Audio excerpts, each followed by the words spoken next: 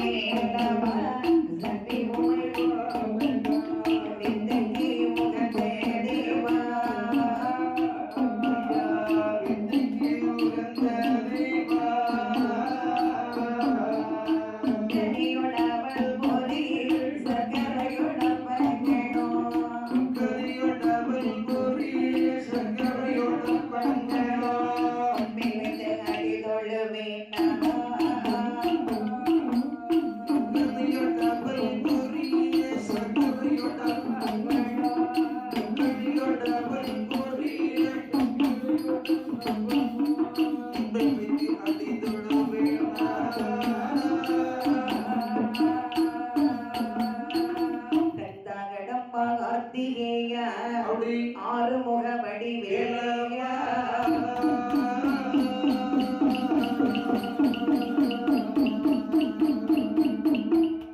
மங்கேபதி ஆனதிலே தோழித்த மாலையிலே ஆனை மரணம் தான் தோழித்து மகிழ்ந்த வந்த பரவானோ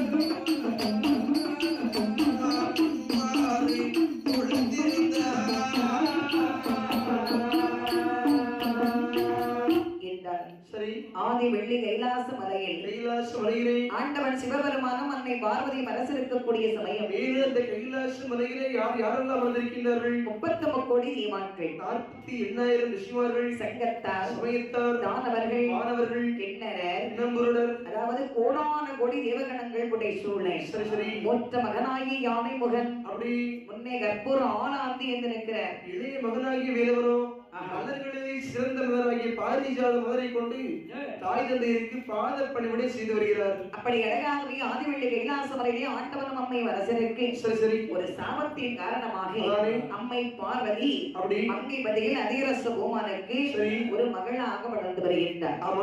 இளைய மைந்தராகிய முருகப்பெருமான் அலைகடலில் ஒரு மகரனாகவே இருக்கின்றார். 10 வருட காலம் கழித்து ஆண்டவன் சிவபெருமான் ஒரு பட்டார கோலமாகவே சென்று மகரவினை பிடித்தார். பார்வதியுடைய சாபத்தை தீர்த்து அழகாகவே திருமணம் முடித்தார். திருமணம் முடித்து ஆதிவெள்ளி கைலாச மலைக்கு ஆண்டவன் அழைத்து வருகிறார்.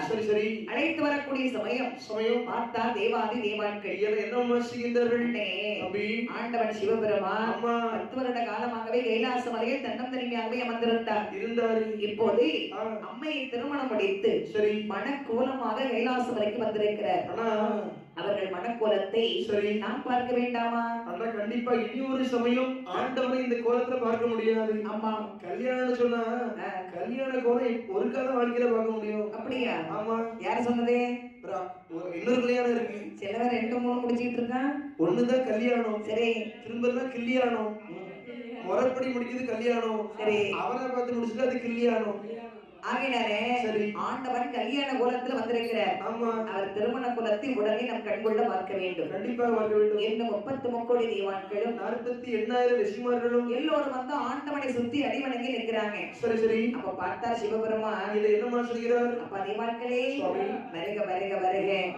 மிக்க மகிழ்ச்சி உங்களை இந்த தம்பதி சமேதர் கோலத்தினை பார்க்கும்போது எங்களுக்கெல்லாம் மற்றற்ற மகிழ்ச்சியாக இருக்கிறது. அது இருக்கட்டும்பா.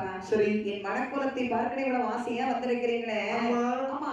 என்ன? என் கல்யாண பரிசாக சரி. எனக்கு என்னப்பா கொண்டு வந்தீங்கன்னு ஆண்டவன் கேட்கிறார். ஆமா. உடனே தேவான்கள் சொல்கின்றார்கள், என்னம்மா சொல்லுகின்றார்கள்? இறைவா, என்ன? ஏதாவது கொண்டு வரலான்னு எங்களுக்கு ஆசைதான். ஆமா.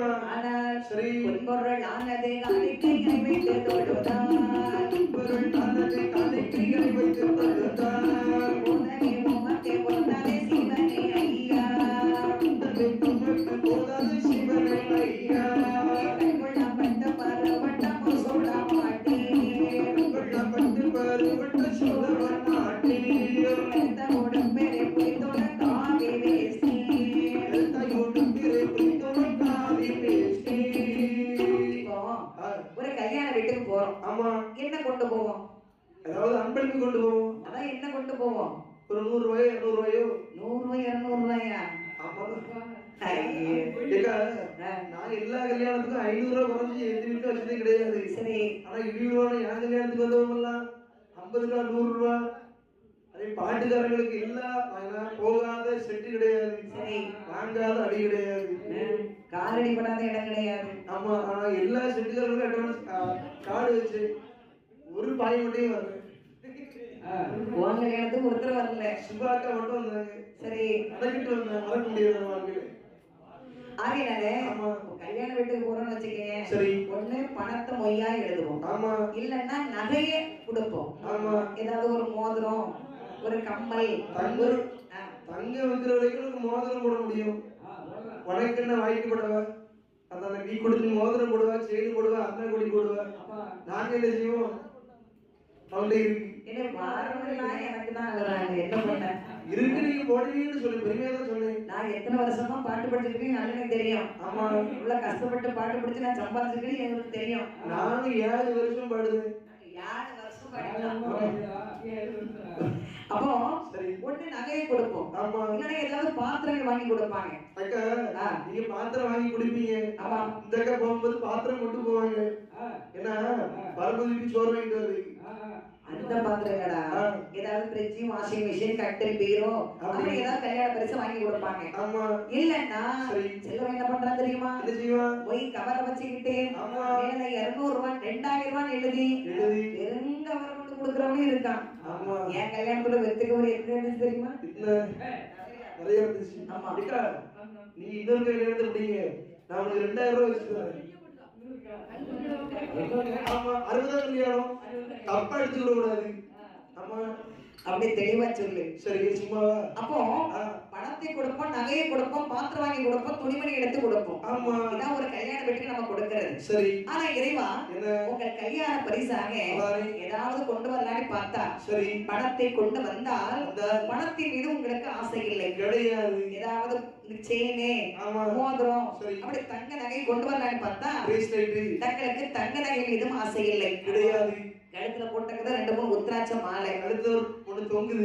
சரி. ஏதாவது பட்டு பீதாம்பரங்கள் எடுத்து கொண்டு வரலான்னு பார்த்தா, சரி. நீங்க உடுத்திருக்கிறது ஒரே ஒரு காவி வேஷ்டி, புளித்தோல் ஆசிரம், ஒரு புளித்தோல் ஆடை, ஆமா. அதுவும் கொண்டு வர முடியாது. சரி. அப்படி இருக்கும்போது பாத்திர மண்டை வாங்கிட்டு வரலான்னு பார்த்தா, அம்மா, உங்க கையில இருக்கிறது ஒரே ஒரு திரு ஓடு. ஓடு. இந்த ஓட்டுக்கு நாங்க எங்க போய் அடைகிறது? அதான் உங்களுக்கு எதுக்கு மேலே ஆசையே கிடையாதுயா. ஏவா, அதானே. இந்த பாருங்க, உங்க கல்யாண பரிசாக சரி. என்ன வேணும்னு கேளுங்க, ஐயா, அதை நாங்க கொண்டு கொடுக்கிறோம்னு தேவான்கள் சொல்ல. சரி. ஆண்டவன் சிவபெருமான் சொல்ற, இதை என்னம்மா சொல்கிறார்? அப்ப தேவாக்களே, ஐயா. என் கல்யாண பரிசாக என் மனதில் பல நாட்களாக ஒரு ஆசை இருக்கிறது. சுவாமி நீ என்ன கேட்டாலும் அது கொடுக்கிறோம் சுவாமி. அதாவது உங்களுடைய ஆசையை நிறைவேற்றி வைப்பதுதானே எங்களுடைய கடமை. அலைகடலை சென்று சரி. அமிர்தமானது கிடைந்து சரி. பொன்னரிய மாலையை எனக்காக நீங்கள் பிரவை செய்து கொண்டு வரணும். பொன்னரிய மாலை வித்தியாசமானதா இருக்கு சுவாமி.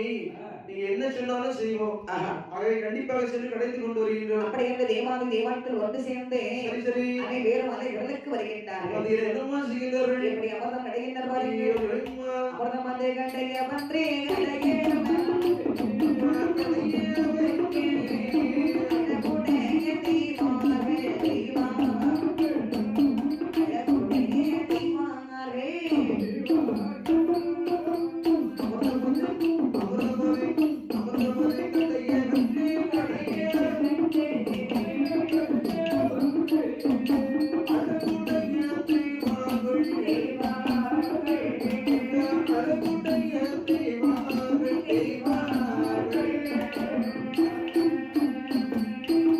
கடலை தாண்டியாகே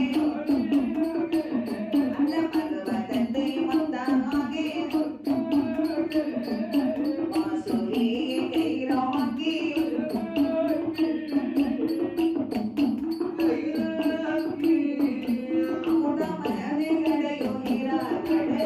கடையுகிறார் கடையுகிறார் அமுதமனே கடையுகிறார்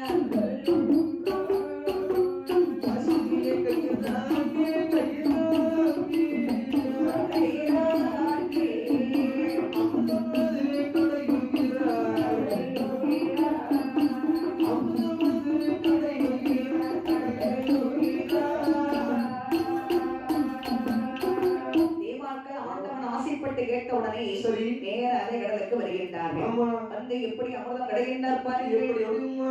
பால் கடலை சரி. ஒரு தாடியா சமைக்கிறாங்க. ஓ, பாத்திரம் பால் தயார். நம்ம பருப்பு கடையில எவ்வளவு சட்டி வேணும்ல, வேணும். அதே மாதிரி அலைகடலை ஒரு ஜாடியா அமைக்கிறாங்க. சரி. அதை கடைவதற்கு மத்து வேண்டும் அல்லவா? அதானே யார் வீட்டை போய் இருக்கு மத்து? எங்க வீட்டுல இருக்கு ஒரு மத்து ஒரு மக்கு ரெண்டு இருக்கு. மக்கா ஆமா. இடம் மத்துன்னா அந்த பருப்பு கடை வாங்கல, அது மத்து எங்க வீட்டுல இருந்துச்சு. போன வாரம் மத்து முறிஞ்சு போச்சு. இருக்கு. அது இருந்துதான் இருக்கு. அடுத்து எல்லா வீட்டுல குழம்பு வைக்கிறீங்களா, கூட்டு வைக்கிறீங்களா, பொரியல் பண்றீங்களா? அப்ப எங்க வீட்டுல சமையல் பண்ணாம சாப்பிடுறது எப்படி? உங்களை ஊர் ஊரா ஒன்ன மாதிரி ஊர் ஊரா பாத்திரத்தை வாங்கி தரணும்னு நினைக்கிறியோ? ஆயிட்டா? உங்களுக்கு ஊரிச்சுவர் கிடைக்கு. அதாவது இப்ப எந்த வீட்டுல தான் பருப்பு கிடைக்கிறாங்க? எல்லா வீட்லயும் இருக்கு குக்கர். குக்கர்ல ஒரு விஷயம் ரெண்டு விஷயம் வச்சா போதும். ஆமா. மையா மசிஞ்சு போயிடும். ஆமா. வேற இருக்கு மத்து. அப்போ சரி. அதனால மத்து வேணும் அல்லவா? ஆமா. மகாநேர மலையை கொண்டு சரி. ஒரு மத்தாகவே சமைக்கிறாங்க. அதாவது அதை எடுத்து கிடைவதற்கு கயிறு வேண்டும் அல்லவா? கண்டிப்பா வேண்டும். ஆதி சேடன் என்று சொல்லக்கூடிய நாகவதை ஒரு கயிறாக கொண்டு ஓட்டினார். ஏன்னா இப்பேற்பட்ட கயிறுல வச்சுக்கோங்களேன், அத்து போயிடும். இழுத்து பிடித்து கடையும் போது இழுத்து கொடுக்க வேண்டும். ஆமா. அதெல்லாம் சவுமா இழுத்து கொடுக்கும். அப்படி என்று சரி. அழகாக தெய்வாக்கள் அமிர்தம் கடை வேண்டுமென்று அதானே. அலை கடலிலே வந்து அமிர்தம் கிடைக்கின்றார். சரி சரி. அங்கும் இங்குமாக கிடைந்து அமிர்தம் கிடையும் போது என்ன பொருள் வந்து கிடைக்கிறது பாருங்கள். என்னம்மா வந்து வைக்கிறது? முதலாவதே அமிர்தத்திலே அமிர்தத்திலே ஊதியீரி நம்பி இருந்தார். பிறந்தாள். இரண்டாவதே அமிர்தத்திலே அமிர்தத்திலே சீதியீரி நம்பி இருந்தார். பிறந்தாள். மூன்றாவதே அமிர்தத்திலே மூன்றாவது அமிர்தத்திலே ஆண்படவும் மிதந்திடுமா. மூன்றாவது அமிர்தத்திலே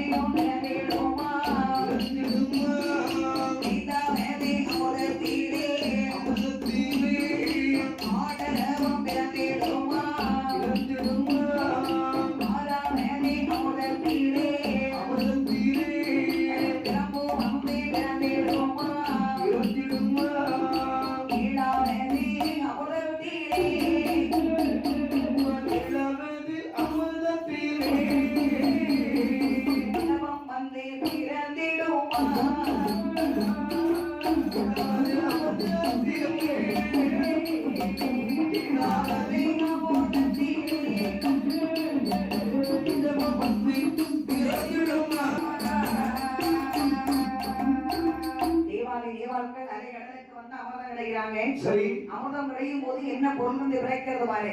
என்னம்மா வந்து விளைக்கிறது? முதலான அமிர்தத்திலே சரி. அழகான ஒரு பெண்மகள் வந்து பிறக்கிறார். முதல்ல ஒரு பெண். அந்த பெண்ணை அழைத்து வந்து சரி. ஆண்டவன் முன்பாக நிற்க வைத்தனர். அதாவது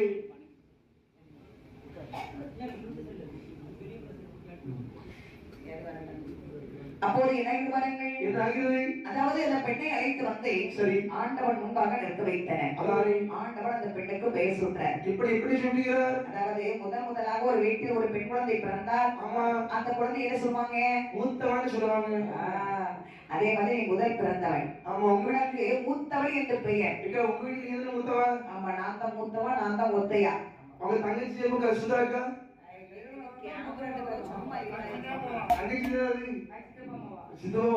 அப்போ மூதேவி என்று உனக்கு பெயர் விளக்கிறேன். சரி. அது மட்டும் இல்ல, நித்திரா தேவி என்றும் ஒரு பெயர். ஆமா. மூத்த தேவி என்றும் ஒரு பெயர். சரி சரி. நீ எங்கெல்லாம் இருக்கணும் தெரியுமா? எங்கெல்லாம் சுவாமி இருக்க வேண்டும்? அதாவது பாழடைந்த இடம். ஆமா. ஆள் இல்லாத வீடு. இருட்டான வீடு. இருட்டு சொன்னாலே மூதேவி தான். அவங்க எங்கெல்லாம் இருக்கு அங்கெல்லாம் செஞ்சு வர வேண்டும். ஆட்டு கிடையிலே செஞ்சு வர வேண்டும். ஆட்டு கிடையிலா? ஆமா. சொல்லுவாங்க. ஏன்? ஆளுநேக்கா ஆட்டு கிடந்து சொன்னா அவங்க இடமா? சரி. ஏன்னா ஒருத்தங்களும் ஒண்ணு சொல்றாங்க. அப்போ சரி. வரமா கெட்டவர்கள் உள்ளத்தில் நீ குடியிருக்க வேண்டும் சுவாமி. இப்போ யாரையாவது கண்டபடி பேசணும். ஆமா. அடிக்கணும், வெட்டணும், சரி, கொல்லணும் அப்படின்னு சொன்ன மூதேவி இருந்தா தான் அந்த காரியத்தை செய்ய முடியும். அதான் யாராவது கோபத்துல எடுக்கும்போது சொல்லுவாங்க பாத்திருக்கீங்க, மூதேவி இருக்கிற நிலைய பாரு அப்படிமாங்க. உங்களுக்கு எங்க அடிக்கடி வந்துட்டு போறா உங்களெல்லாம் சமாளிக்கணும்னா அப்போது அப்படி பார்த்தால் ஆண்டவன் சிவபெருமான், அம்மா என்ன உனக்கு ஒரு வாகனம் கொடுக்க போறேன். என்ன வாகனம் சுவாமி? இதோ என் பின்னாடி நிக்குது பாரு, கழுதை. என் பின்னாடி கழுதை. எனக்கு ஆமா பட்டுமா மாட்டி வச்சிருக்கேன். என் வீட்லயே உங்க போட்டோவை தான் மாட்டி வச்சிருக்கேன். என் போட்டோ வீட்லயே இருக்கா? ஆடி மாசம் பிறந்த பிறகு உன் போட்டோவை மாட்டின பிறகுதான் எனக்கு கொஞ்சம் நல்லா இருந்த மாதிரி இருக்கு. அட்வான்ஸ் நிறைய வந்துருக்கு. சரி.